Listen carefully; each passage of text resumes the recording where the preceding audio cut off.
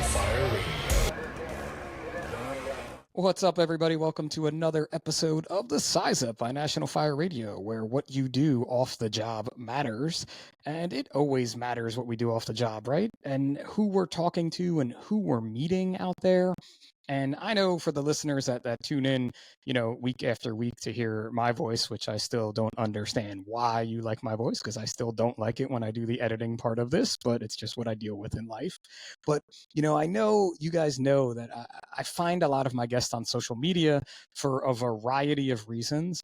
And it's kind of why I'm really excited about today's episode, because this was kind of a social media find. And it was a while ago. Like, I was actually, believe it or not, I've been following these guys for definitely over a year, and I don't know why I never reached out sooner. I don't know if it was like that, like, it's not FOMO, but like that fear of like, oh, they're not going to ever get back to me, like the rejection fear or anything like that it can be. And I timed my move because I am kind of calculated. You guys have heard me talk about stalking people online and things. This was a little bit of a calculated move because these gentlemen are Jersey guys, which is obviously something I love. I even got an Allentown hat on today just because, why not represent New Jersey more? I should have a New Brunswick hat on instead of an Allentown hat, just to kind of throw it back a little bit more to the origins of it all.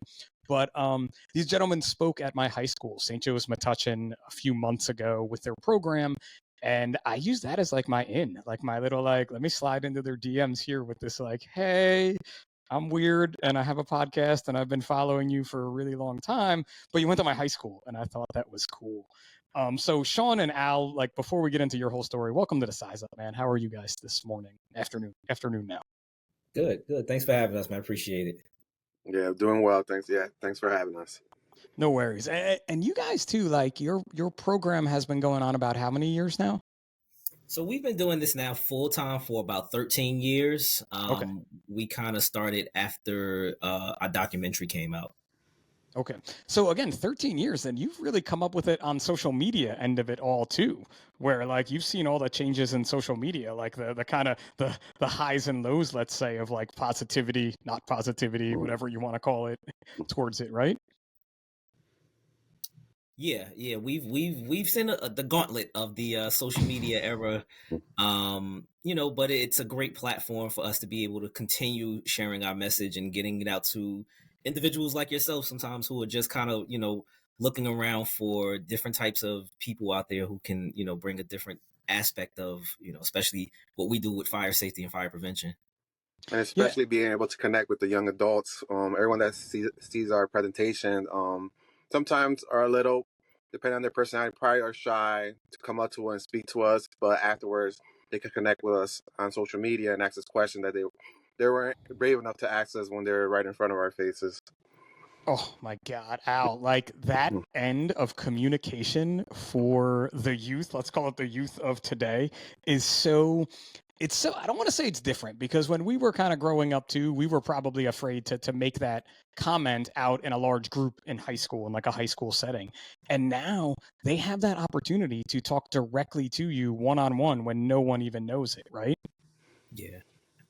Yeah, and it's pretty cool. I mean, as Alvaro said, sometimes kids are, especially in this day and age with, the social anxiety that a lot of kids have, especially after the pandemic and everything, where they don't feel comfortable talking in front of their peers. It gives them that opportunity to just kind of reach out to us and say, hey, I had a question, but I didn't want to ask, or I want to thank you all, but I didn't want to come up there. And it's pretty cool that even when the program's over, that they're still thinking about, what we talked about. Yeah, and that reach of social media too, for you guys to get to just so many more people, it's just the best thing about it. Even though there's bad things, there's still good things, right? Right. Yeah. So, I like to just go and talk, and I always tend to forget in my own like firefighter way, like, oh, I should probably give these guys a better introduction about who they are and what they do in life before we just start talking about your program and people are like, what is going on with these two guys? And I loved when you filled out your pre-show questionnaire for me, how you described yourselves as you went from like fire survivors to fire educators, right? Mm-hmm. And yeah. I love that just thought process, because Shawn, it's like I told you when we talked a few weeks back, like the morning of your fire, I can tell you exactly where I was, like where I was working. I was in emergency services, so that kind of, makes you pay attention and a little bit more in New Jersey. But I distinctly remember that morning, and even so much so as there was like a ladder with a fan on it in one of the pictures that was on the news. And it's just one of those things that working in a college town with Rutgers right there, was always in our forefront. But what happened that morning at Seton Hall changed and impacted your lives in so many different ways. So if you kind of want to take us back to there, kind of the beginning of your stories and all, however you would like to do that, I'd love to start off that way. Sure. So, in January of 2000, we were college freshmen at Seton Hall University. Alvaro and I were roommates at the time, and we had leading up to January 19th, the fire. We had a number of false fire alarms that had been pulled inside our dormitory. People, fraternity jokes, people just playing around, getting drunk, pulling the fire alarms, and there was a level of complacency that the whole building had.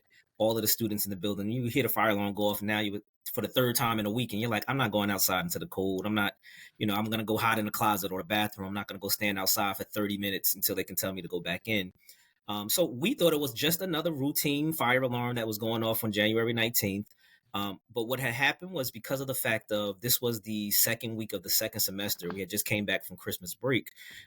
They had imposed fines because there were so many people, so many students who weren't leaving the rooms when the fire alarms were going off. And they said, okay, if we catch you in the room, you're going to have to pay $100 fine. So like, hey, we're college kids. We don't have $100 to be paying to the school for, not leaving. So, we heard the fire alarm go off. We got up, we took our time getting dressed. And lo and behold to us, when we opened up the door, we were hit with a cloud of smoke. Now, this is 4:30 in the morning. You're disoriented, you're tired, you just, and then bam, cloud of smoke, and then at that point in time, that's when we got on our hands and knees, and that's where this whole journey kind of started. So it's interesting too, and I'm sure you've gotten this question, but I have to ask: had they not imposed those fines, would you have left the room? Do you think at 4:30 in the morning in January? Man, we probably would have stayed in our room, and probably would have been the better move for us. Now that we learned throughout the years about fire safety, we probably would have been better off shelter in place, and and calling 911 and letting someone know what room we're in so they could give us advice of what to do, how to handle the situation. Sure. And again, that's a big difference though now between now and even then when the fire occurred 25 years ago, we weren't necessarily talking about sheltering in place much at all then, both in fires and in, we have now active shooter situations, which again were sort of a newer thing back then. But that shelter in place type thing, when you see that smoke and being able to get in touch with a 911 dispatcher is such a big thing. Yeah, because we learned as well, it's situational as well. It's in a college setting, of course, the building built of brick. You can't do it in a home, which everything's made out of synthetic and wood, where it's going to burn up quicker. Go ahead, Shawn. You were gonna. Yeah, no, and it's just, it was one of those situations where we were trying to find a word. We were complacent. We Sure. We just got to that point where we just said, okay, here's the fire alarm going off. We don't want to get in trouble. Let's get the hell out of here. And if, like Al said, if there were things that we knew now that we've learned along this 25-year journey, I always tell people, look, we're not firefighters. We didn't go to school for fire safety, but we learned a lot over the past 25 years. And that's part of what our story is now, as far as being able to teach young adults, especially, about the importance of fire safety and fire prevention. Well, that's also too, and I see it, as a firefighter, there's that big difference between when you're in, grammar school and you all get in a line when there's the fire drill and we know where we're going. And then in high school, the same thing kind of happens, although it's a little less orderly, let's say. But then, hey, guess what? You are 17, 18 years old. Peace out, mom and dad. You're going to live on your own at college. And this is the real world. And no one really spends that. Like, usually you have the meeting with your RA where they tell you what to do. But come on, nobody's paying attention at that meeting, right? Like, Yeah, it's funny because we get the opportunity. So when we speak at colleges, we do a lot of like RA training, and some of the RAs will come up to us after the program. It's like, well, how do we get your message out to our resident students? You know, and I say it's kind of hard because you're only like a year or two older than them. They're not really listening to you at this point in time. I said, but you know, you have us as a resource where where people say, well, okay, why do we have to do certain things? Why, why are you guys making a big deal out of this? Where you can go online, you can go to our social media page, or you can pull up an article and say, this is the reason why we do this, because we don't want to have an issue on our campus like what they had at Seton Hall's campus. And so, too, just for a little bit of a history on your fire, and you can maybe correct me if I'm wrong, don't have all my facts 100%, but there was a fire lit in one of the common lounge areas, right? Like something on the wall was lit on fire, and that's what caused the fire. Yeah, so this was actually a fraternity prank gone wrong. Two of our classmates who actually live right across the hall from us on our floor, we were on the third floor of Bowling Hall, and what they did as they were for the fraternity, and of course the fraternity always said they never told them to do this, but um, back then, and it actually still happens on college campuses where fraternities or sororities go through the hazing process, and they'll say, okay, pull a fire alarm at 3 o'clock in the morning and get everybody out the building. That night we had beat one of our rival basketball teams. We beat St. John's in basketball, and St. John's was ranked at the time, and the campus was just elated. People were partying, having a good time, drinking, and these two individuals, they, like I said, pledging for the fraternity, they decided that they were going to instead just go and pull the fire alarm, that they would light a piece of paper on a bulletin board in the hallway in the lounge, thinking that the smoke would probably set the alarm off, and then they ran off, not thinking that piece of paper was going to fall onto a couch and ignite the couch and underneath a carpet, and that's where it became this huge inferno. And of course, back then we didn't have any fire sprinklers inside our building, so that definitely attributed to the fatalities and the injuries that we suffered. And too, from that incident, I remember from working again in emergency services and at Rutgers, that changed legislation not just statewide but nationwide for fire sprinklers to be installed in all college dormitories, right? Yeah, correct. It's because of the Seton Hall fire, especially here in the state of New Jersey. The code was passed that all residential places where students are living, whether it be a college campus, whether it be boarding house type of situation, they had to go in and install fire sprinklers. And it did. It woke up schools around the country saying, hey, what are we doing to protect our students when they're living on our campus? The unfortunate part about that is that many other states didn't mandate this fire sprinkler ordinance.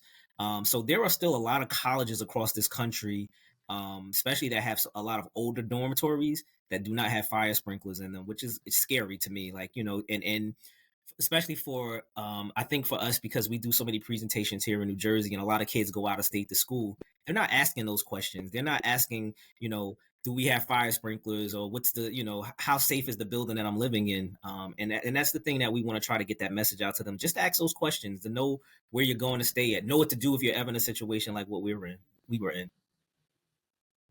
Well, too, it's definitely one of those things that, I mean, especially as kids, parents may be a little bit differently, but no one's looking up to say, hey, are there sprinklers here? Right. And again, I know I can't tell you how many times, whether it's been in a dorm or in a hotel, where someone feels as though the sprinkler is a place to hang your clothes. And Yeah. they break the glass, the filament that would melt away, and then their clothes are soaked, they're soaked, and they're paying a hefty fine for doing that as well. Right. But it's one of those things that no one was even thinking about. No one was thinking about that 25 years ago. And it's sad that in some places they still haven't done like the retrofit code. Because I remember at Rutgers, there were buildings that did not have sprinklers, and they retrofitted them almost immediately, obviously, once the law was passed. And Yeah. that's one of the reasons we love speaking to the young adults, just to bring that awareness. Because at that age, the last thing they're thinking about is their safety. And hopefully, we could relate enough information to them that hopefully they'll never have to use it, but they'll carry in the back of their head for the rest of their life, and hopefully they'll share with others. And listen, man, you guys can say my job as firefighter's hard, but standing up in front of a room of high school students, and I spoke a few years ago at St. Joe's on like not a career day, but on like a almost where are they now type alumni thing. Because let's say I wasn't the best of high school students, we can just put that in air quotes there, but my GPA wasn't on the higher side, let's just say. But when they were asking, they kind of asked for like a different style of speaker, or different type of speaker. I was like, well, I'm I guess I was a lieutenant at the time, lieutenant with the fire department. I run a not-for-profit. I started a podcast. Like I've done a lot of things. Let me go and embark some wisdom on the younger Falcons that was there. Then I got up there and was like, oh, that was me in high school. Like, like I could pick me out in that room, like judging me and being like, who is this old dude and why is he there? So when you guys are up there, and especially too, you have a safety message, which, come on, let's face it, they don't necessarily want to hear it. But that delivery, I'm sure, and telling your story really gets across to the majority of them, if not all. Yeah, we get that part of it, and that's the reason why when we go into a presentation, we try to dress like them. We try to, we're not coming in with suits on. We from the very beginning we are trying to, we wear the latest sneakers. I got gold You're chains, fit. and You're fit. Right? Is that still cool? That's your fit, right? Your fit gotta look good. It makes a huge difference when you're trying to reach a younger generation. Like you said, these are 17, 18-year-old know-it-alls, and we're like the same age. We were. Like we were, exactly. 100%. And we're the same age as their teachers and principals and stuff like that, but they see them every day, with a suit on, dressed professionally. And for us, it's like, okay, well, nope, we're coming in with sneakers on. We're coming in, looking like them, how they look. And I think from that very beginning, we always kind of grab them. They can always see, it's like, okay, who are these guys? Like, yeah, they're a little bit older, but what is their message? And then when we can kind of show them, hey, we used to be sitting in your seats, getting ready to graduate, getting ready to go off to college. We thought we were invincible. We thought that nothing could happen to us, and that we were going into a safe environment, and this happened to us. It really gets their attention, and I think we get them locked in at that point. And by that time, once we start talking to them, we show our documentary, like we got them in the palm of our hand in a sense. And we know we're not going to reach everybody, because some people, maybe they're not ready or mature enough ready to listen. But our goal is we could reach most of them, or even one. We reach one of them in the audience, we feel like we did our job, and we could inspire them and give them, a message of fire safety that they could carry for the rest of their lives. Yeah, and reaching that one, you never know who they're going to tell, right? And again, it's that social media, like you never know when you put some positivity out there, just how far it could go, and whose life you could be changing. And it's the same with the show. Like I'm hoping at least one person takes something out of every episode we put out with this, because it's so important, like to get stories told. Yeah. So we circle back a little bit, because we got to the door and you opened it and there was smoke and you started crawling. Did you know which way to? Did you know it? Now I'm going to be a fireman question, because there are a lot of firefighters listening to this. I'll put you on the spot. Maybe you've been asked this, maybe you haven't. But did you know which way you wanted to go, or did you just get out of the room and went? Right, because there's an exit, and then there's usually a shorter exit. They say it on the plane. Your exit could be behind you. And look, the other day, the plane that just flipped over, like that's really important stuff. And I'm not saying you had to know it or which decision, but did you have an idea, or did you just go? No, unfortunately, we just went. And like I said, being creatures of habit, we went the way we always went out the building. As you know, as a firefighter, and most people don't know if they're not ever in a fire, it was complete darkness. I mean, you couldn't see 10 inches in front of your face, which also meant we didn't know where the fire was. Being that we were up on the third floor, I didn't know if the fire was downstairs, upstairs, in somebody's dorm room. We just didn't know, because we couldn't see anything. And because of, like I said, just that complacency of always going out the building the way we always went. We would always use the elevators, and if the elevators weren't working, there was a stairwell right there by the elevators. Without fail, we would always go that way to exit the building. And honestly, that night, if we would have made a left instead of making a right, there was a closer exit that we could have gone out of. And if we would have went out that exit, we wouldn't be here right now. We wouldn't be sharing the story because we would have probably just had some smoke inhalation. Yeah, we felt prisoners to routine. I was just following Shawn right behind them. And the first thing that we remember as kids is get on your hands and knees and try to find a way out. And that's what we did. We got on our hands and knees and try to find a way out. And we were in survivor mode to the point where it got so intense. When I was following Shawn, I had to stop and gather myself. And I ended up turning back and hitting a brick wall. And even though there's other exits there, but when you're going through an adrenaline rush and your first instinct is just to go to the way you always go out the building, towards the front of the building, towards the exit that's going to take you to the front of the building. Listen, and I have no problem saying this. I've been doing this a while now. It's scary as fuck in a fire, and I have all the protective equipment on, right? And I'm trained to do that. I've been in training fires. I've been in real fires, and when you don't know where you're going and you lose those senses like you guys did, and you have that adrenaline of, oh my God, it's very easy to get confused. It's very easy to get turned around. And that panic mode really does set in. So having those faculties, even to get as far as you guys did, is still a testament to that, again, that flight or fight. Like, we have to get out of here, right? Yeah. That's most certainly. I mean, it was, and we've talked to firefighters over the years. They're like, we don't know how you guys were able to stay in that hallway that long, because you didn't have any gear on. It was, I mean, extremely hot. And like you said, being disoriented with the smoke and not knowing where to go, it just was, it felt as if it was a 10-minute, 20-minute process when it literally was probably less than 3 or 4 minutes, that it took for us to get out that hallway. Which again, too, with being oxygen deprived too, it may be even less than that, because all those products of the smoke, like you did, like you're supposed to do, right? When the kid tells you, we tell kids, get down below, we're still breathing in. You're still breathing in all those products of combustion. You just can't see them. Right. Which again is things we've learned about over time in the fire service. But, that's one of the leading things that it's the smoke that really, really affects people more than the fire itself. Can be just that smoke inhalation and what happens after that. But you were able to make it to a stairway? For me, yes. I ended up crawling past the actual lounge that was on fire, and ended up literally crawling from one end of the hallway where our room was, to the other end of the hallway where I was able to finally find a exit, and exit out that way.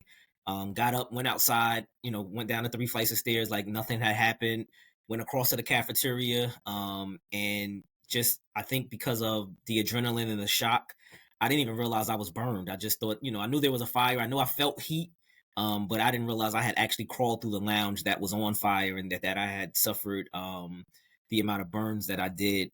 It wasn't until someone said, I think you need some medical attention. And I kind of said to him, like, for what, and it wasn't until I got into the ambulance that I realized how severe it was.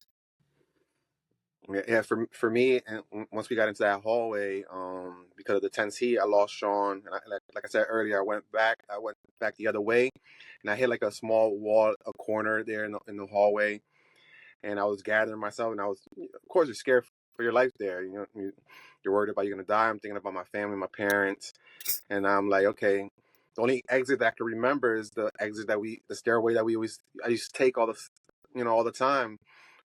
Trying to leave the building. So I headed being stubborn. I headed to that stairwell, and I was feeling the wall, trying to stay. I felt the heat, and I guess I felt the heat it was in front of me, and then it was towards the right. So I try to stay as far left as I can, where it was the coolest, but it was still so hot, and just feeling along the wall until I found the exit. When I pushed the door open, from like the corner of my eye, I see a fireball hit my back and lit me on fire.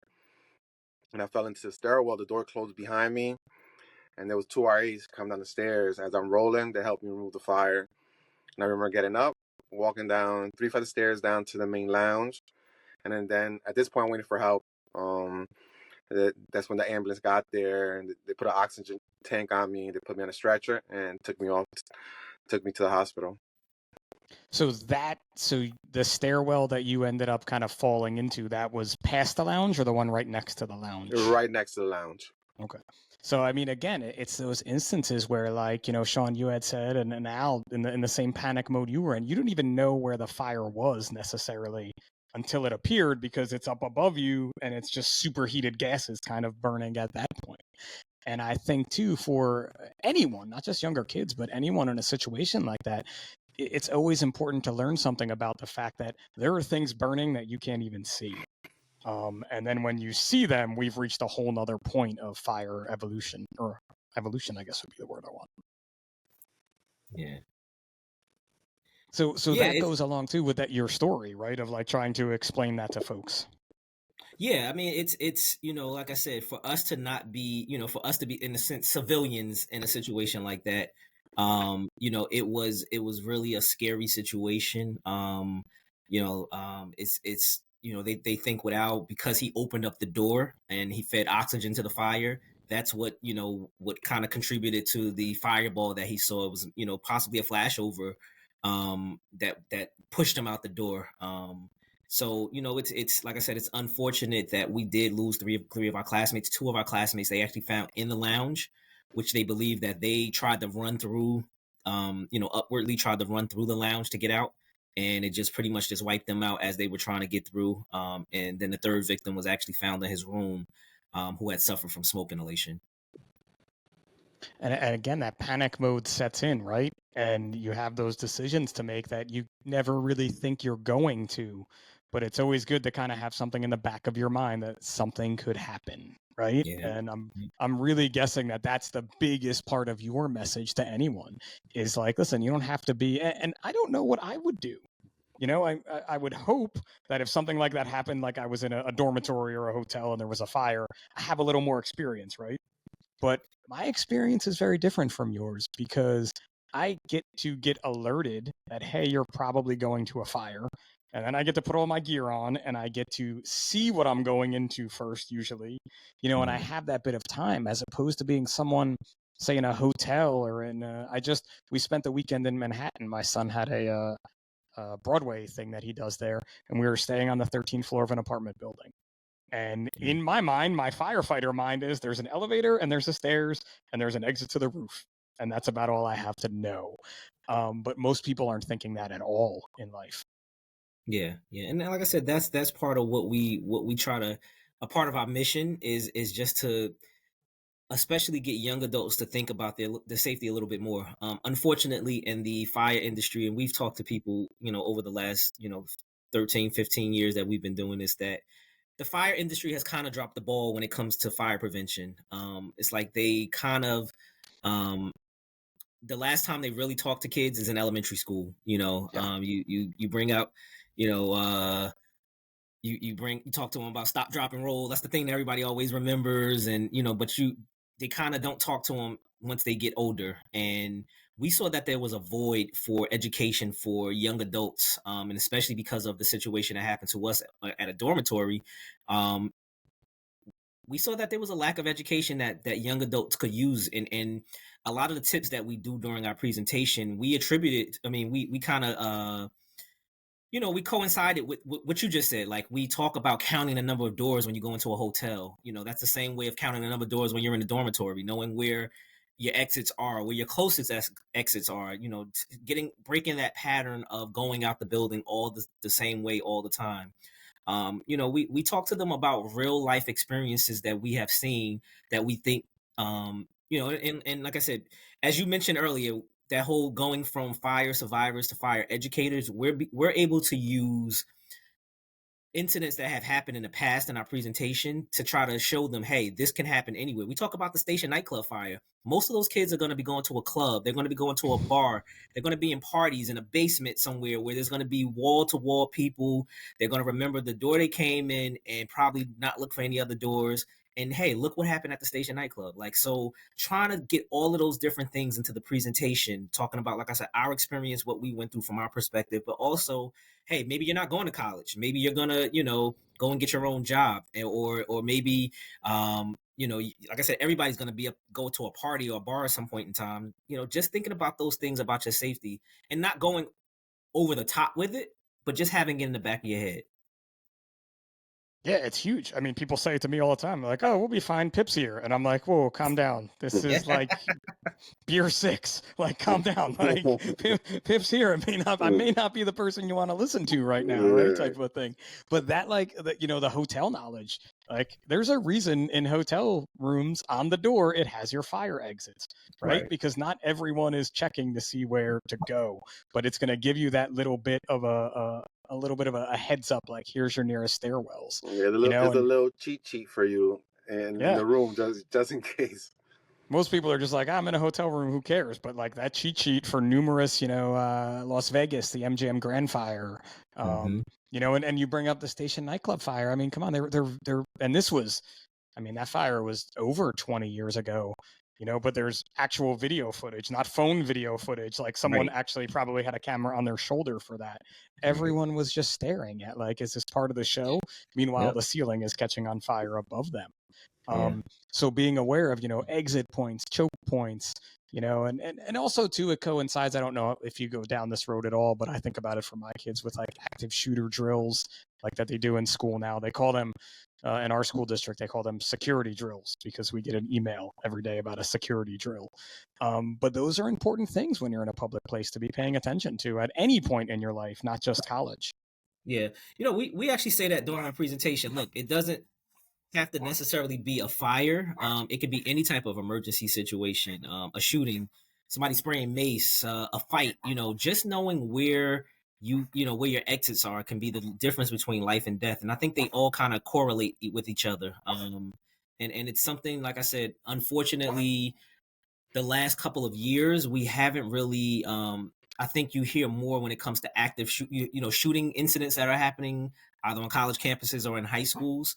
And people, they don't, because there have not been any fatalities the last maybe, I say 7 to 8 years on a college campus when it comes to a fire, it really isn't talked about as much. But, Alvaro and I are a part of a couple of different national organizations that actually track fires on college campuses. And I get an email almost every other day about a fire that has happened on a college campus. Fortunately, there haven't been any of those fatalities, but there's still a potential. My oldest son goes to college in North Carolina, and when I first moved him in, hey, I looked up and there's no fire sprinklers in his dorm, and I'm like, dude, you cannot stay here. I'm not gonna feel comfortable going home back to Jersey, leaving you here in North Carolina, knowing that you don't have fire sprinklers inside your dorm.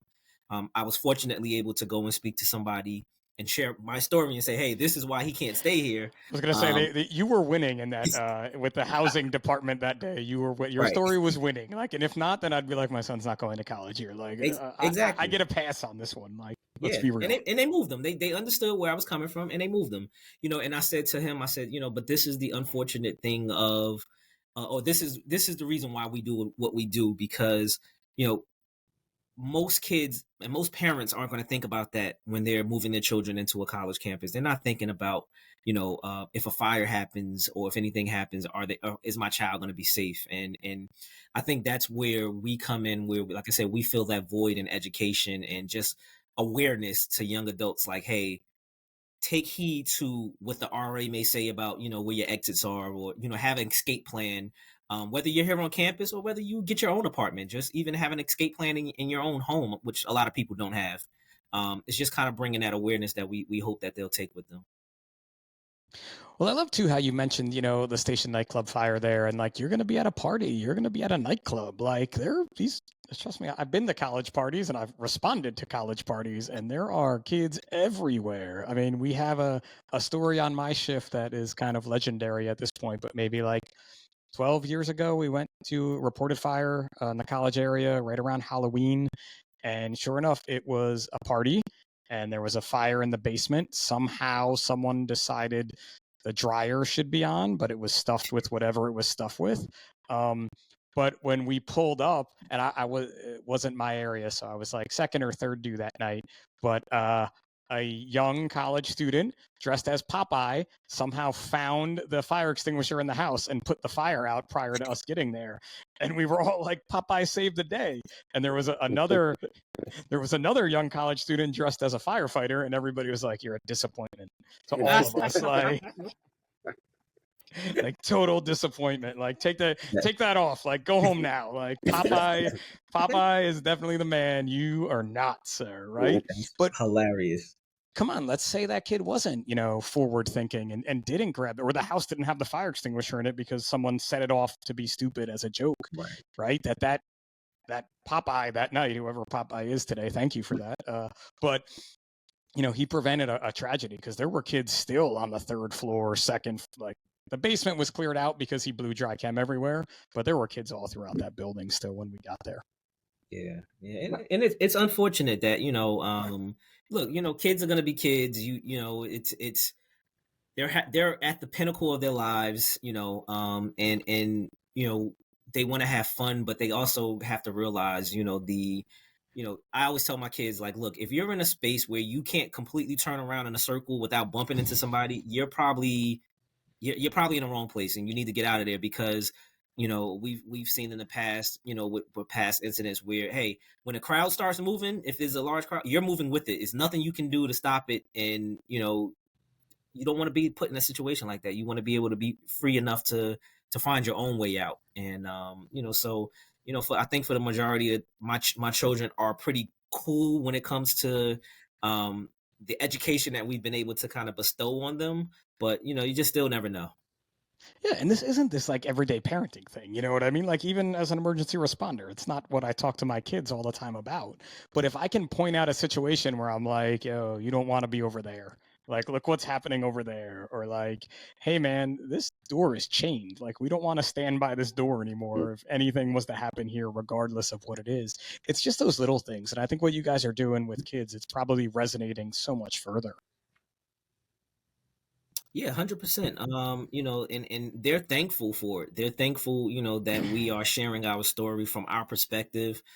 We have a great relationship with the fire departments that we work with because they say that we're pretty much giving all the same information that they would give, but from a different perspective. And but they're listening to you. Yeah, it really reaches the kids differently when they hear it from us, when they can see, what it was like for us to be in the burn unit, because that's an aspect of whether you're on the fire side or the civilian side, that people don't get that chance to really see what happens when you go into a burn unit. Shawn, do you want to be the host here? Because I was so going to transition into, let's swing it back now. And my wife is a physician assistant, so I want to talk about, the medical community because, you both, and you slid in with like in the ambulance, like let's give some love to the EMS folks out there too, right? But I totally was going there. Like you're reading, it's a New Jersey mind meld, I think is what look, we have. We've been doing this for a long time, so we kind of know the direction of things are going to go. So. Come on, make me feel good about what I'm doing here. Like I know what I'm doing. I'm a good host, damn it. I was going to transition there. Also, total side note while we're laughing, Al, I saw a Mets cup come up right there. Go Mets. Right there, my man. Shawn, I don't like you anymore because I see your hat the whole time. Al's my new man. Go Mets. OMG. It's going to be a big year this year. You better be ready for us. Yes. Can't wait. We'll see that. So, it's funny because Alvaro and I are complete opposites. As roommates, he'll always say I was the messy one, he was the clean one. When it comes to sports, he's Mets, I'm Yankees. I'm Jets, he's Giants. Like it's just just completely different, Love it. But it's a great nucleus that we have because we are opposite. I'm, as you could probably see, I like talking a lot. Now it's a little bit more laid back. He slides in with the gems, like right. You're talking, and then Al slides in with like, oh, let me drop a knowledge bomb here, nice and just slide in, and then you go off.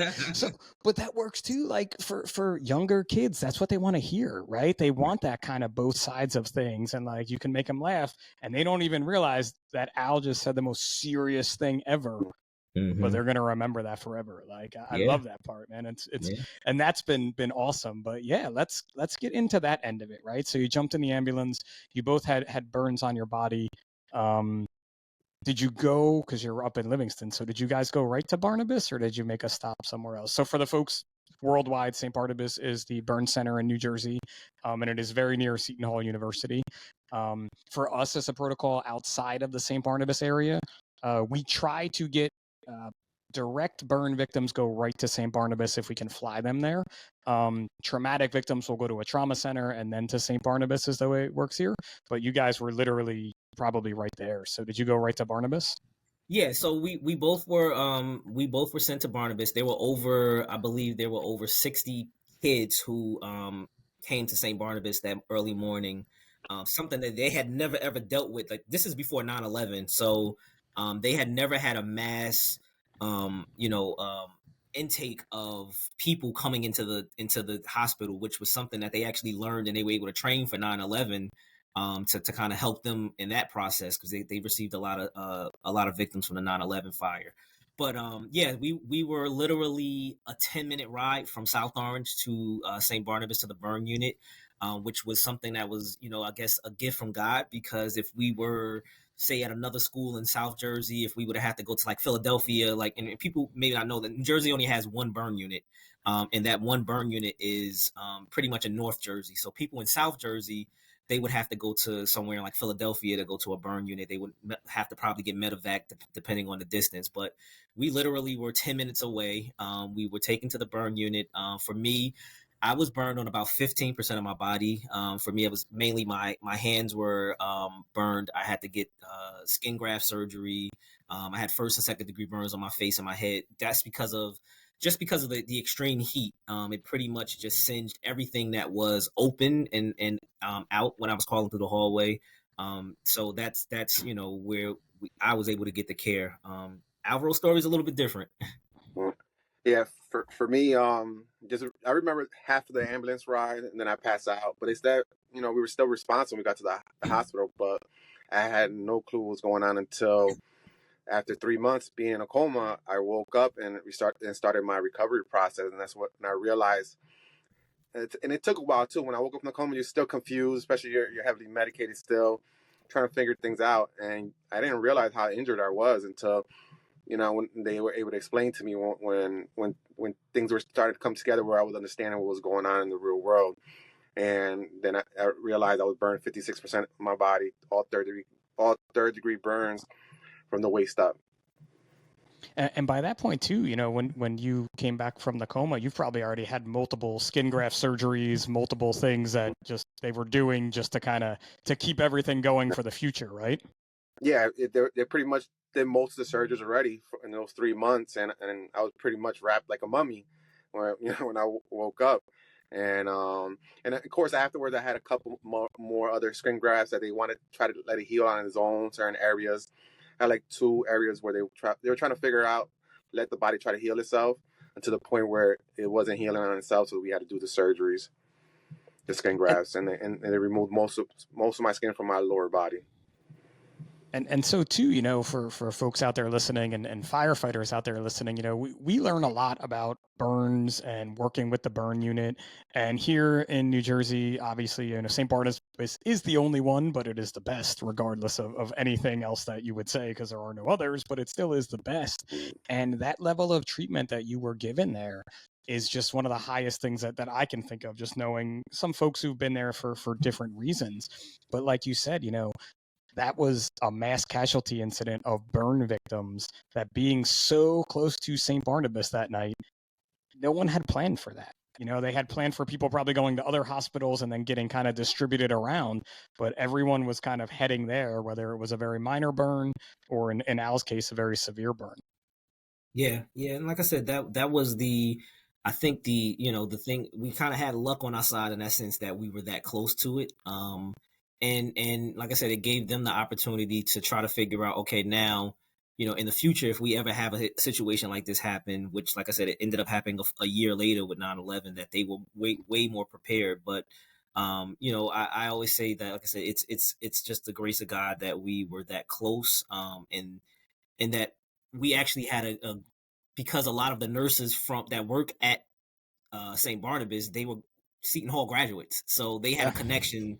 They had a connection to Seton Hall, so like they were saying, "Hey, I used to stay in Bowling," or "I have a child that used to stay in Bowling." So it was just a whole different dynamic of care that I think that we were able to get from them. And we always said that was being at St. Barnabas was like those nurses, those therapists. They were our second family. When our parents had to go home, and we were there by ourselves, they were there taking care of us, loving us, and it's a relationship that we have with the burn unit, especially that we'll never want to give up. We were just actually up there. The beginning of the year, we teamed up with the Bloomfield Fire Department to distribute toys to some of the kids that were in the burn unit, and we went up there and had the opportunity. And most of the people that were there during our fire are no longer there, but everybody knows us. Everybody knows our story. So it was pretty cool to kind of meet some of the newer people who were there, who were just as dedicated as those were 25 years ago. Yeah, and unbeknownst to you guys, 25 years ago, you were thrust into a whole nother community of fire survivors, of burn survivors. That as firefighters, we sometimes see, my department has done some work with the children's burn camp in Connecticut. Okay. And that was something that prior to, getting hired, I didn't really know much about, and you don't really think much about that, a child with a burn, it's harder for them to go to camp with other kids because they do look different, they do feel different. But when they go for that week in Connecticut and all the other kids are just like them for whatever circumstance, it's such a community of supporters that it's positivity for everyone is the way that I look at my experience with them. Yeah, and that's awesome that they get that opportunity to be around other burn survivors. That's part of what our mission is as well, is just to, and we, like I said, we've traveled all over the country going to different high schools and colleges, and sometimes in the audience we'll have a burn survivor who's like, I've been so embarrassed by my burns, I'm so scared to show them, and you guys have given me that comfortability, just they respect the fact that we are transparent and we're not ashamed of what we've gone through, to try to show people that, hey, even though your skin is burned, even though it's a change, you're still a human being on the inside. And we hope that we can be a face for those who have been burned, and just help them in their journey. Can I put you on the spot with a question then? And I don't know, I should have done bad podcast research, guy, but 13 years, how many places have you been to? States, schools, however you figure it out. Do you have any idea how to correlate it? Collate it? Yeah, for me, I don't know the number that comes, the easiest number of states that we travel to is probably like 30 states, from here to the West Coast. Still no international though? Nothing international? We got to get you international. No, we've done some Canada things. We speak at a college up in Canada. We do a couple of conferences up in the State Fire Marshals conference up there. So we've been up there a number of times to do some presentations. Like Al said, I think we've done a little bit more than 30 states, because at one point in time I was kind of tracking it. One of my goals was to see if we could do a presentation in every state in the country. Yeah. So if anybody's listening to this from Hawaii, we would love to come out there. If you guys... I have believe it or not, I have people in Hawaii. I'll make some calls when we end this. We'll see what we can do for you. I don't know if any of them have anything to do with high school, but I got some firefighters, so that's for sure. I mean, colleges, high school, doesn't matter, and we don't only just speak, shameless plug, we don't only just speak at high schools and colleges. We also speak at fire conferences. We've done FDIC, we've done NFPA, we've done keynote speakers for Texas State Fire Marshal's office in Arizona. Like, we've been all over the country speaking to firefighters as well, because not only does our story have the aspect of just the overcoming adversity, but I'll never forget, we did a presentation in Illinois. We were doing the University of Illinois, but for those that don't know, the University of Illinois, there's two fire departments that actually serve the campus, Urbana and Champaign fire departments, and they kind of correlate their response to those two fire departments.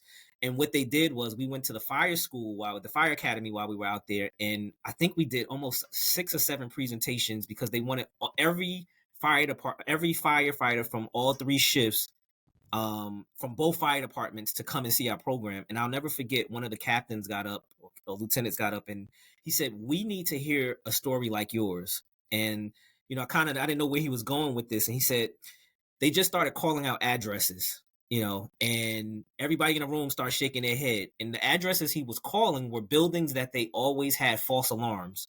And they would, he said, hey, the first time you go, you got your gear on, you're ready, you're gung-ho. The second time the alarm goes off, you take a little bit more time, third time, the fourth time, now you don't even have your gear on. And then he said the fifth time you get there, it's ripping and roaring and you're not ready, and especially for young firefighters that get that complacency. He said, so with us at Seton Hall, even though we had all these false alarms, if the fire departments weren't prepared when they got there to campus, it could have been even worse, So we never looked at it from that aspect until he said it like that, and that gives us the opportunity now when we go and speak to firefighters across the country. Like, look, don't be complacent when getting to a fire, putting your gear on.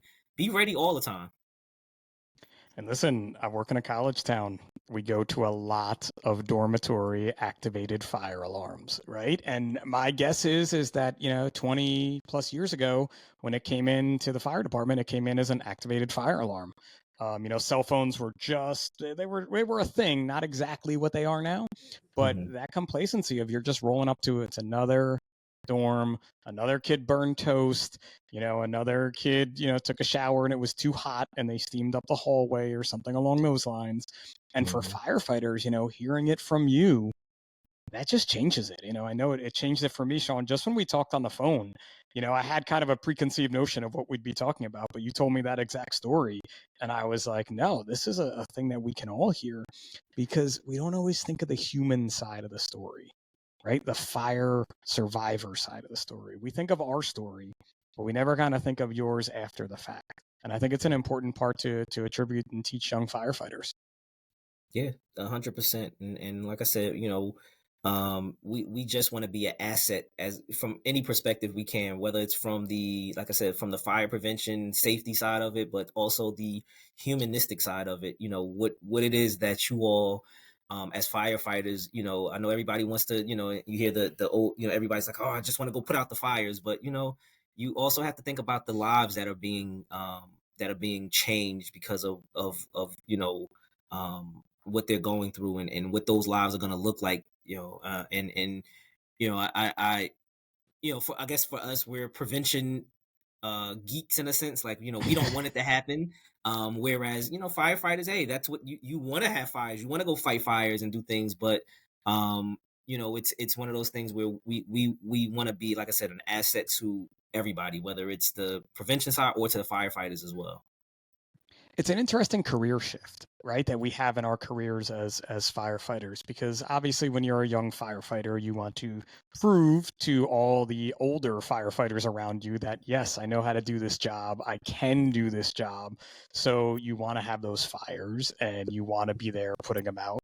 And then again, as you get that human aspect of it all, you start to get to the point that, listen, I still love to do what I do and to be challenged by an emergency situation, but I never want to see anyone in that situation, right? I've seen the cost of it, both in my own service for losing firefighters and for having, folks like your classmates that didn't survive the fire.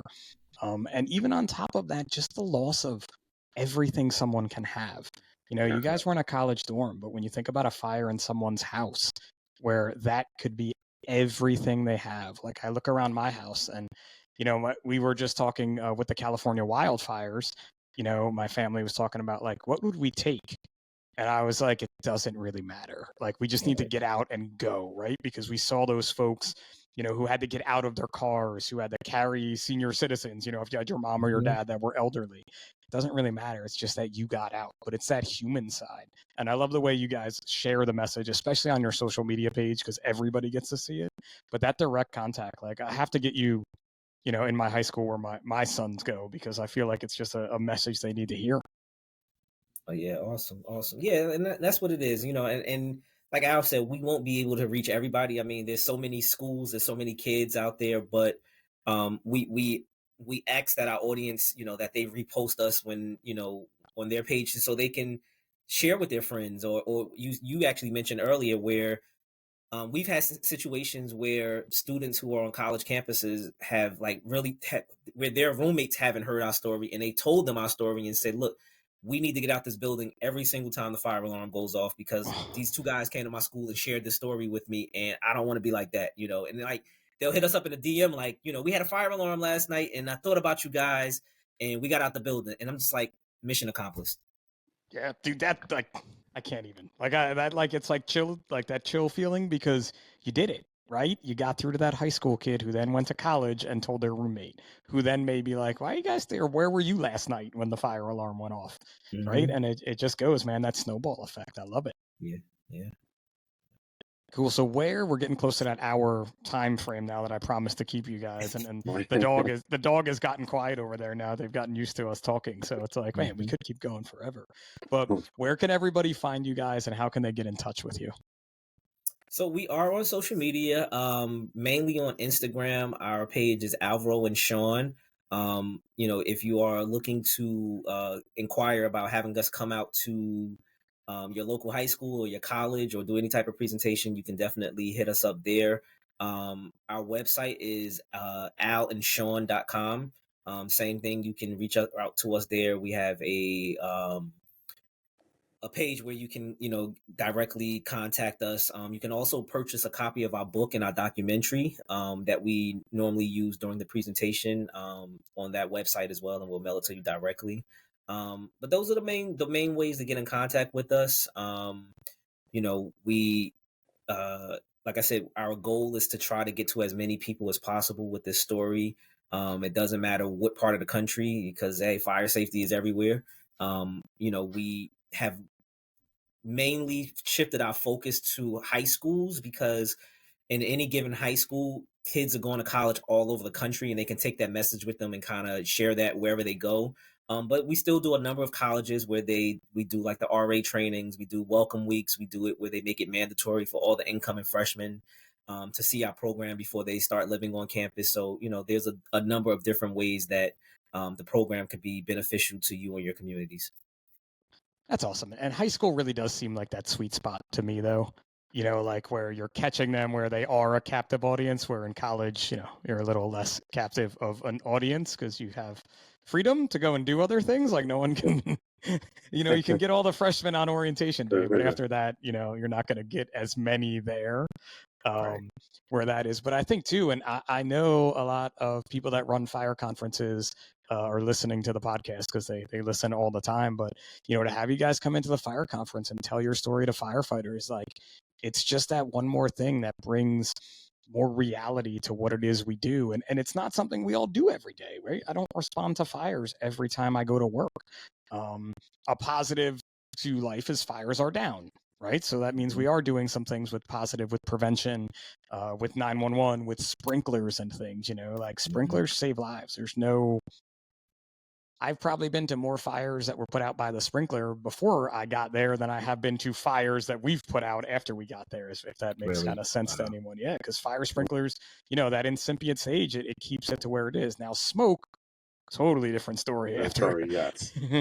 Smoke after a sprinkler incident, totally different story. But we're getting better with all that because even too, I mean, not to drone on about the fire service, but just high-rise buildings, the systems that we're seeing being put into them to not only put out the fire, not only alert the fire department, put out the fire, remove the smoke, and be able to alert the residents. Is more of a newer thing that my city's putting in, where we have a way to go on a PA system throughout the whole building and say things like shelter in place if you're on this floor or this floor. If you're on this floor or this floor, use this stairway, not that stairway. And a lot of that too attests to, unfortunately, it's brought out of tragedy. But when folks like you are out there still talking about it, you're keeping it in the forefront to say, listen, this could still happen. Let's make things better. So I love it. Yeah. Thank you. Awesome, man. Are you guys ready to tackle the size up 10 here at the end? The 10 quick questions that never go quick, right? Especially with three dudes from New Jersey who like alternating sports teams. It's just going to be a disaster. All right, here. I'll start to call them out so you guys don't have to fight. Shawn, beach or mountains? Beach, definitely. Al? Love to be by the water. I'm with the beach as well. Love the sun. Okay. Even though burns of our skin is sensitive, we can't be in the sun. But before the fire, I loved being out in the sun. But now it makes it a little more difficult now because I have to monitor how much sun I get. I get severe sunburn, sunblock, try to stay in the shade, but definitely the beach over the mountain. Still hitting the beach. All right. Mhm. Al, is it a night out or a night in for you these days? I could do a little bit both. I like to, go out, party a little bit, enjoy myself. I feel like I'm still young, so I want to enjoy life as much as I can. Yeah, me too. Until 10 o'clock hits, and I'm like, oh, young. Yeah, that's so I am on the cusp of both as well. Like I like to be out at a reasonable time now.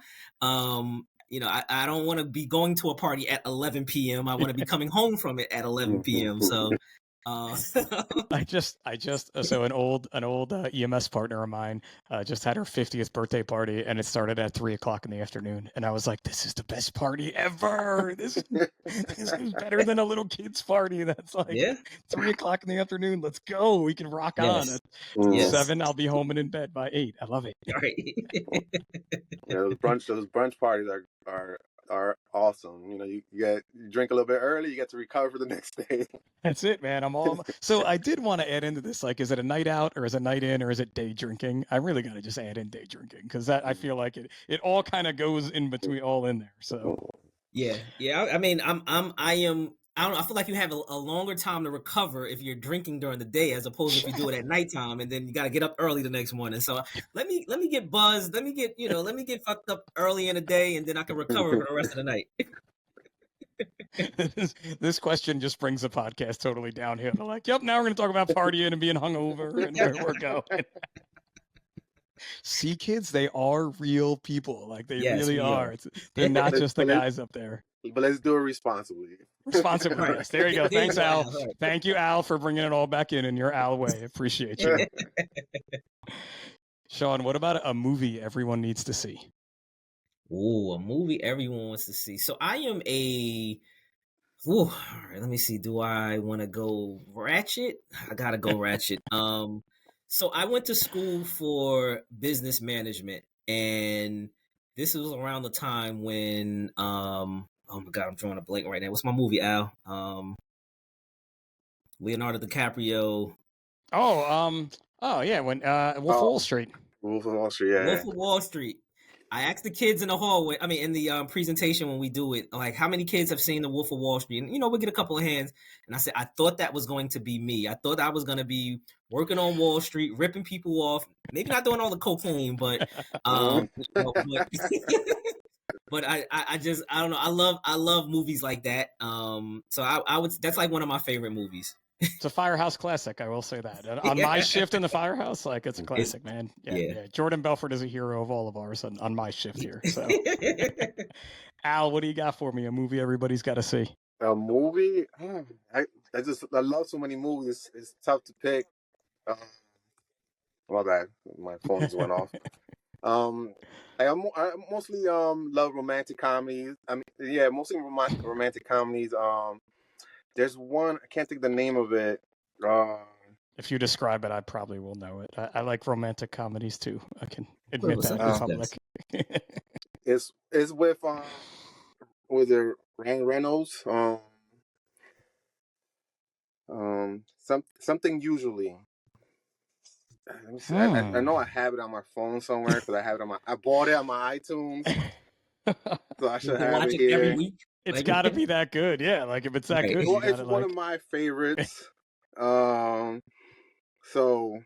not love, actually, no. Let me see. Yeah, see, I'm totally waiting for this. No, definitely maybe. Definitely maybe. All right. I don't know if I've seen that one. Never even heard of that one. Yeah. Look, I'm gonna stand up for my man Al. I closetly love The Devil Wears Prada is one of my favorite movies ever. So I can. There you go. I'll get in there with you with something else. Just it is what it is. Those are the ones my wife is like, let's watch, and then I'm snoring in like 10 minutes. So. All right, Al. This is a hard one here for us. I'll go with the hardest one. You're on a cross country road trip. Who is your celebrity co-pilot? Celebrity co-pilot. Or famous person, sports star, anyone but Shawn, you can say. Anybody? Okay. Because we've done so many cross-country drives together, and we're just so tired of each other anyway. So yeah, that makes sense. That makes sense. Pick somebody else. 10-hour drive to Pittsburgh in Ohio. Yeah. You know what? Let's go with let's go with someone on the Mets. I'm say Francisco Lindor. Nice. Be a fun time. Yeah, Be a fun you know, time. he Always. seems like he seems always happy, energetic. I wonder how that vibe would be being in a car ride with him. Sure. Shawn? Shawn's already ready. I know that. Like, Well, I'm trying to figure out, do I want to go female or do I want to go male? So I think I have an answer for both of them. okay, go. You could do an answer for both then, because no Yeah, matter whoever the female is, they're gonna tell you you're driving wrong no matter what. So you just probably. So I'm gonna. All right. So male, I would love to be in a car with like Denzel Washington. Like I would love. I would just be like, do all of your voices from every movie. I just think that would be so cool to be able to be ride every along character ever as we ride through states. Thank you. Yes. And then if it was the female, I would have to say it would have to be Kim Kardashian. Like I got a thing for Kim K. Listen, it's out there now. It's out there in the space. So you said it, not me. Yeah. Each his own. Yes, sir. Al, do you make your bed every day? Yeah, pretty much. I make my bed every day. Shawn? I told you we're opposites. Nope. So you were the messy roommate then. You're right. You at least own it. I was. You at least own it. I make the bed. My wife leaves out before me most of the mornings. Because she's a principal. So depending if I want to get some brownie points, then I will make the bed. But most of the days, no. Just leave it. Gotcha. Yeah. So for me, like when we were in college, I was the neat freak. So his side of the room be a mess to the point where I'll make his bed, fold his clothes, because I'll get frustrated because his side of the room was a mess. What a roommate! Like I need you. Like, did my mom come in here? Like I come back from class. Like, did my mom come here? That's all perfect. Like, this is awesome. I did have a roommate that used to iron my uniform shirts for me way back in the day. Wow. So he was the best. Well, he was an ironing freak, so I could care less if they were wrinkled. He's like, no, you can't go to work like that. Here, let me iron your shirt. I'm like, cool, bro. Wow. Appreciate you, man. He was a good, best roommate ever. I need him back some days. Shawn, well, I don't know. This answer may be already given, but how about a book everyone needs to read? A book that everybody needs to read. Hint. Right. Same answer for both of you. I gotta say, it has to be our book called After the Fire, A True Story of Friendship and Survival. It's written by our great friend, Robin Gabby Fisher. Like I said, our book is a New York Times best-selling book. So I think everybody should definitely get a copy of it. You can order it from Amazon. You can order it from every bookstore out there. You can also get it from our website, and we will sign it to you and send it to you. So if you order it from our website, hey, you get our signature in it and a nice little message. So go to Al and Shawn. It's Al and Shawn, right? Yeah, AlanShawn.com. AlanShawn.com. Order the book. Order After the Fire from AlanShawn.com. And listen, it's okay. You wait like 3 or 4 more days for them to ship it, right? Everything doesn't have to be Amazon. You get it first. Like use Amazon when you need some Windex for your window, and it'll be at your house like the same day tomorrow. But for these guys being, in a smaller business setting, get it from their website. Trust me. You heard it here first. And you get an autographed copy. So that's where I'm going to order it from. All right, Al, which one are you taking? Highways or back roads? Highways. Shawn? Same way. I it's crazy because I just had that conversation with somebody last night about, I just can't do the lights. I would rather sit in traffic with other people than, be in the back roads trying to navigate my way to get somewhere. So I'm taking the highways. Spoken like 2 folks from North Jersey. All right, Shawn, give me a bucket list place you want to visit that's not Hawaii, because I already know you want to go there. Well, I've been to Hawaii already, so okay. And I'm a world traveler. Like me and my wife have been all over the world. The trip that we take trips every summer because we got married on July 8th. And we got married, we did a destination wedding in Mexico. And our vow to each other was that on every anniversary, we want to be in a new country. Sweet Jesus. Yeah. Well, she has summers off. Principal summers off, so it's doable. Exactly, it's a good start, exactly. Right? Yeah. Yep. So for the past 12 years that we've been married, we've always been in a new country. This year, we're actually going to Egypt for a month. So we'll be going to Egypt and probably to Morocco. But to go back, I know you said bucket list place to go, but I have to tell you my favorite place that I've ever been has to be Bali, Indonesia. Like my all-time favorite place. Like super. Oh my god, I love it. I don't like you anymore. Like, this was such a great time until now, where I'm like, this guy's been to 12 countries in 12 years. Like, I'm so Well, we actually, behind. it's crazy because we actually do more. Like this past summer. Oh, you're gonna make it worse. Go ahead, add more. Yeah, we're gonna make it worse for you. This past summer we did Brazil, we did Colombia, and we did Panama. So yeah, thanks, appreciate it. Well, I just came back from Australia, so there. Yeah, I haven't been there yet, and I'm looking forward to going there. I got some people there. We can talk. That's what's up. Okay. Al, how about a bucket list place to visit? I would like to go to Rome. That's one that's on my list to go. Nice. So much to see there. Yep, so much to see in Rome. It's a great place. I haven't been to Europe yet, so that's on my bucket list. Go to that side of the world. Love it. Great place over there. Rome has got so much to see, so much history, so much cool stuff. So, all right, you guys can fight about who goes first for this one, but is it football or football?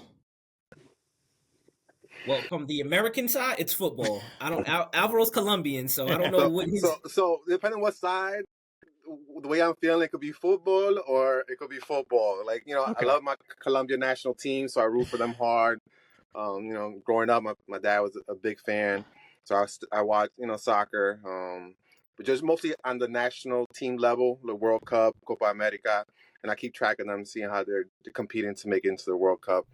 But of course, football is number one here in the States. Yeah. Well, World Cup's coming, so we'll have World Cup in 2026, I think, is here. Yeah, it's coming. We're going to have it here in North America, Canada, and Mexico.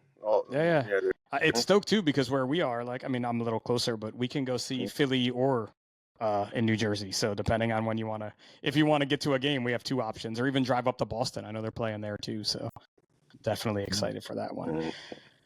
All right, and I feel like, I don't know, again, I don't know why I keep asking this question, because it's like your whole episode is this, but the best advice you could give to your younger self, Shawn, what do you think it would be? Especially you guys dealing with so many kids, I'm sure the gems are there. I think that if I could go back and tell my younger self anything, I think I would just say to myself, look, I can, despite whatever adversity or obstacles that I face, that I can overcome it. Our situation is unique in the sense that we were 18-year-old college freshmen when this happened to us. A lot of times people have not had traumatic experiences happen to them that early in life. For us, I think it was a gift that it happened to us so early. And I think that now I know how strong I am. I know how strong, we are to be able to get through this. So I will go back and tell, the fire happened when I was 18 years old. I will go back and tell my 16, 17-year-old self, like, look, no matter what you go through in life, you're going to be able to get through it. And because we're proof that we can. Love it. Al, you could say ditto, because I go with ditto on that for anything. Yeah, right? ditto. I feel the same way, and sometimes, just have patience and faith that things are going to get better. Because sometimes we live in a world that we want instant gratification, a microwave oven type of life, that everything's going to happen right away. Especially when it comes to tragedy. Everything takes time to get better, and we just have to have patience and faith that things will. I love it, man. And we can use that now, right? Like, you're stronger than you think you are, and you don't know what the road ahead is going to bring, but you're going to get through it with that strength that you have. So I love it, man. This has been a great hour. I'm so glad we did this. Like, this was a great conversation. I learned so much, and I hope some of the listeners did too. So thank you guys for coming on. Thank you. Now, one quick thing, Pip. I'm looking over your shoulder. Yes, is sir. That like an Amazon? What I can't see what that. I look like he has an Amazon vest on. Yeah. That's Ted Lasso. That's Ted Lasso. Okay, all right. Yeah. I'm looking like. I can lean some more. Roy Kent. Oh, okay. There's a little Roy Kent, and that's my Ted Lasso doll. I love everything Ted Lasso. So that's pretty awesome. Coach Lasso is the man. I've watched that series probably 5 or 6 times at this point now. Like, it's just I don't know. It's just got everything I need in life, so it's so much better. It's not an Amazon man. I don't support Amazon that much. Yeah, I'm just like, why does he have an Amazon doll back there? Like, sorry, I don't have a book on Amazon, but like I can't be as cool as you guys, and it's not an Amazon sponsor. Okay. Yeah. I see the way you slid that in there at the end too, as well. So, Shawn and Aldo, man, thank you so much. Check these guys out on Instagram. Get their book, After the Fire. Their story is one of true just growth and survival of just life and getting better, and then paying it forward by sharing that story, which is something that I love to do about hosting this show. So if you know anyone that should come on this show, that their story should be told to get out there, please never fear, reach out to me on Instagram. It's the_size_up, or to the main page at National Fire Radio. We'll get you on the show as soon as possible. So as always, thanks again for listening. This is Pip for the Size Up by National Fire Radio, where what you do off the job matters.